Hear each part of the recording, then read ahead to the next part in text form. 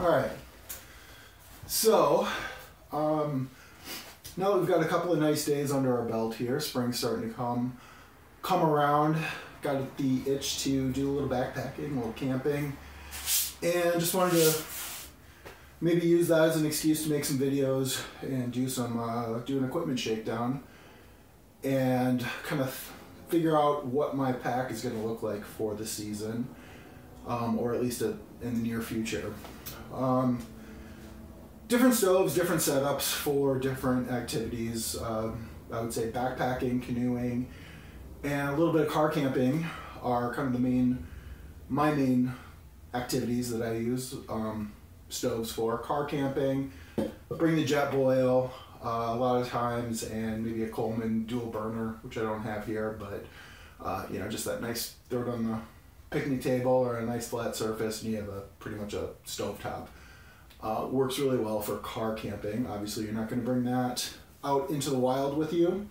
So then we kind of go into these different stove systems, and I thought I'd just kind of go through them as a gear shakedown. So what we have here, this is kind of the system. This is my alcohol burning stove system, and this actually should go in here if I have everything packed in there correctly, which I don't.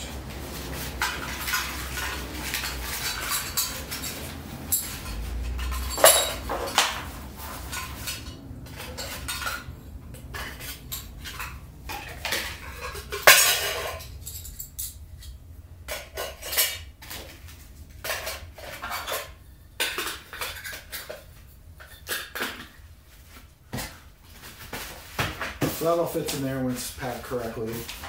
Usually I bring this to keep everything together, put it in the stuff sack. That's the alcohol stove system. The jetboils, these are two different variations of that. And then this is just a little thing I brought canoeing last time, a little homemade stick stove that some guy made on Reddit. I think I saw this. Just basically some bolts, some nuts, a couple of four washers, 4 bolts, 4 nuts, an IKEA silverware container, and some baling wire. Super cheap. It looked like a little fun thing to do. A little fun. I think I made this last spring when I got the itch to go camping, and it looked like a fun little toy. I did bring this canoeing with me one time, and it worked awesome. We had a little squall go through, hailed on us a little bit, and sat under the tarp and grabbed the sticks that were kind of in the immediate area, boiled up some water in this thing, and had a nice little hot drink while we kind of waited that out. As you can see, this fits in here, that baling wire that's right in the bottom there, if you can see that. Fits a lot of different types of pots. 30 sticks in there, just kind of keep feeding the fire. You get a boil in a couple of minutes. It worked really slick. The jet boil, 2 variations here. This is the larger version. This was my, I think, companion cup I purchased. I think I bought one of this is from one of the original jet boils. We had a little incident with it on up at Isle Royale, our first night out. Had a series of bad decisions that led to one giant disaster, or a potential disaster, on night number 1. So it was a series of probably too far on the first day. Dehydration, hunger, fatigue, and resulting in me not really explaining how to use this to somebody who'd never used one before. Ended up not being screwed on tightly here, so when she ignited it, turned into a big fireball. And again, just not thinking straight at that point because of what I mentioned before. It took us way too long to figure out to just dump some water on it.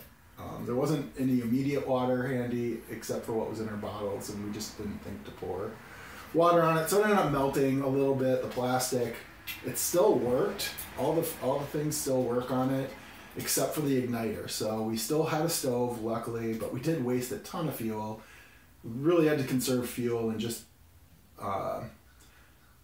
you know, not drink as much coffee as I probably would have liked to on the trip as well. We just really conserved what we actually boiled water for. But the stove still worked. I still keep it kind of as a backup because, like I said, all the metal fixtures in it still work great. It's just some cosmetic plastic damage. And then the switch for the igniter doesn't work, but still functional. It's a good little story to tell, whatever. As I said about the cup, this was a companion cup I purchased for that one. The upgrade they put on this, they put in a much better lid on these. It's a much more pliable lid, which I don't have handy, but it's one like this. This is almost the same thing. It's much more pliable than it was a harder plastic they used on the first ones. Mine ended up cracking, which is why I got the companion cup. And it also has this temperature sensitive indicator on the side, so you can just kind of see where your water's at based on this. It turns to yellow and red, I believe. Yellow's warm to hot. Red's where it's actually boiling, so you can watch it here in case, you know, in case you can't see through this all the way, or you can usually tell by how much steam's coming out of here, but it's just a little thing on there. It's not, you don't need it, I guess. Like I said, you can tell when it's boiling. You can hear it, you can see how much steam's coming out and tell when the boil has actually happened. But it's a nice little feature and it does work. Red does mean boil on this every time we've used that. From that jetboil, I actually want to go into this. This is what I used on my first extended backpacking trip. Did a AT section hike, and originally used a beer can stove, alcohol stove. That was the plan. My brother had made a couple. I got the prototype, which wasn't, the holes in it weren't correct. The can type, I think it was the can type wasn't right. It wasn't a tapered top to it, and it wasn't drawing fuel correctly. So what we went with, I kind of ditched that. We used his for the first couple of days, and then at Neil's Gap, there's a equipment store / hostel there, and I picked up a alcohol burning stove for that. And what I picked up was the Etowah gear. It's the Etowah 2 something or other stove, I guess. I don't remember the exact title to it, but it's a nice little stove. I looked it up online to see what it was actually called, and they had it on sale for $20, $19.50, $19.94, something like that. About $20 for one of these. I think it was $23 regular price. I think I picked mine up for about $20 also. It's got the little wick, if you will, right in here. You pour your 2 tablespoons maybe of denatured alcohol into here. Close that up. Pour a little bit in the inside just to prime it, light that. And once it starts drying, it'll come through these little holes in here. You get a nice little flame going on. It's a really, really nice stove. Doesn't take too long for that to happen. This is your pot holder. Those two go together, and these notches here then line up on the edge of this, and you can set your pot on there and boil your water. So pretty stable. You know, you definitely want a flat surface, but it's pretty stable for sure. Works great. Takes a few minutes to boil water on it versus your 1 to 2 on your jet boils, depending on conditions. So it comes also with your windscreen here. This is just your oil pan foil type, aluminum, whatever this is, and just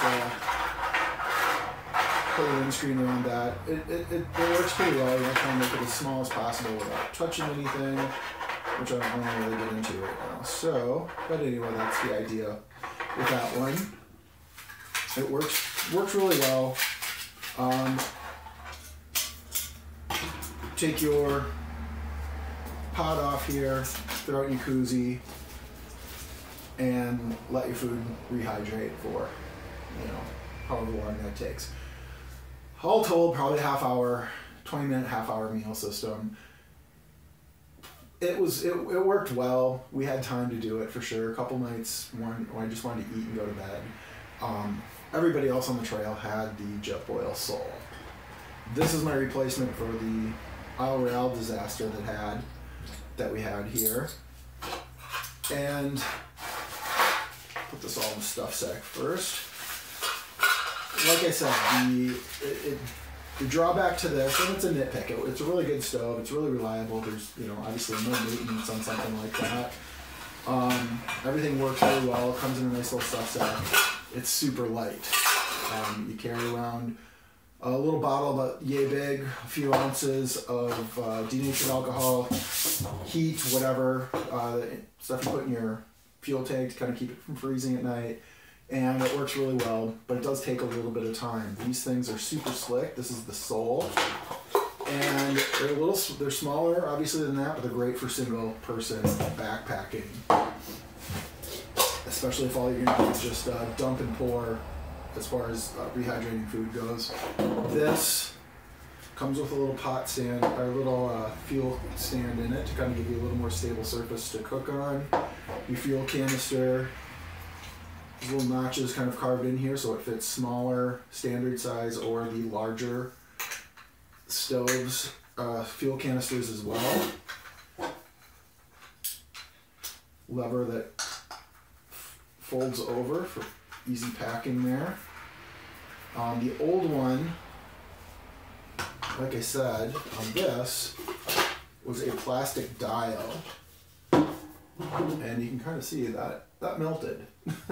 When it started on fire. This will not melt, so that was one of my things I was kind of worried about here. But it's probably just a piece of metal in here, so there's nothing to it, but it's an unnecessary piece of equipment. This works really slick. I like this a lot. JetBoil goes on. You got boiled water in a minute or two. It's depending on how much you're using, temperature, wind, all that kind of stuff. There's no windscreen for this, but you can obviously create your own. Carry that, pack it away. This is a pretty tight pack. Everything's in here a specific way. Everything's got to be packed correctly. There's little notches kind of carved out in there, and that fits around this, so that packs right on top of your burner. Upside down canister. And that allows you to pack everything into one little unit. If you have the right kind of spoon, you can actually pack your spoon away in there too. A little more, I'll usually kind of attach mine to the outside somehow with bungee or something along that lines. It's obviously more heavy. It's obviously heavier than this system, but not by a lot. And the convenience, I find, in a lot of cases outweighs the weight. So these are kind of the two. I think I'm going to go with this. I'm going to try and use this one a little bit more this year and just see how much I like it. I purchased a new pack, which is a little heavier also. So I'm trying to lighten maybe a little bit more as we go through a few more trips with this new pack. And just kind of see how that goes. But I do like this. It's really, really light. And like I said, it all does pack away into here actually. And it's just really, really slick system. These are my stoves that I kind of use, and I've used in the past the Whisper lights, and I had a buddy who had another older kind of stove, but it was like a legitimately older stove from the 70s or something, an old Boy Scout stove of some sort. It was a little heavier, but it was pretty bomb-proof too. I kind of like that stove. But, as you kind of go through all your evolution of gear, I've found that, reliability, ease of use, I don't like just kind of messing with things. I found the Whisper lights to be a little finicky. We had an O-ring problem with one on one trip. That was a giant pain to. It's an easy enough fix, I guess, but if you don't have the extra O-ring with you, it's a pain in the butt. We've had fuel line problems and just stuff like that. They're a little more finicky, require a little more maintenance to them than these simple systems. The easy stuff. Winter camping, I'm really not using stoves quite as much. We do a lot of hot tenting, so we're cooking on wood stoves in a canvas tent, and just kind of boiling our water on the stove. Don't do a lot of stove use with that. So, these definitely have some limitations in the winter, especially up here in Minnesota. It gets pretty cold, so you're looking for stuff that's going to work in all environments. And like I said, this stuff is almost exclusively used in the summer, spring, and fall. Those are going to be mostly spring and fall. A little bit of summer stuff, but this one I used up in the Boundary Waters. This worked great. It was around freezing, which these work fine, but there's plenty of sticks on the ground for this. I'm not going to bring something like this backpacking. I just kind of brought it along just to kind of play with it a little bit. And with canoeing, you have a little more capacity to bring stuff, and it was just easier to just throw it in and kind of have along, and it actually served a pretty good purpose, so I did like that. Anyway, this is the stove portion of this. I think I'm going to do this with all my equipment and just kind of do pros and cons and kind of talk myself into what I'm going to use this season, or at least start the season with, and go from there. So hope you enjoyed it, and we'll talk to you later.